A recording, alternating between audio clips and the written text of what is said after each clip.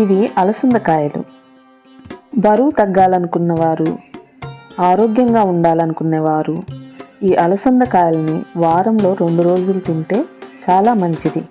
దీనిలో పుష్కలంగా protein, fibre, anti oxidants ఉన్నాయి. ఇవి గర్భవతులకి చాలా మంచిది. ఇవి కణ నిర్మాణానికి ఎంతో తోడ్పడతాయి. కాబట్టి ప్రతి ఒక్కరూ అలసందకాయలు ఈ విధంగా ఫ్రై చేసుకొనో లేక కూరగా చేసుకొనో తినడం చాలా మంచిది. ఇప్పుడైతే నేను ఫ్రై చేస్తున్నాను. అలసందకాయలను చిన్న చిన్న ముక్కలుగా కోసుకొని ఉప్పు పసుపు వేసి ఉడికించుకొని తాలింపు పెట్టుకొని అందులో ఈ ఉడికిన అలసందకాయలని వేసి బాగా వేయించుకోవాలి. దీనిలో కొంచెం కారం, శనగల పొడి చల్లుకుంటే రుచి అద్భుతంగా ఉంటుంది. లంచ్లోకి సైడ్ డిష్గా చాలా బాగుంటుంది.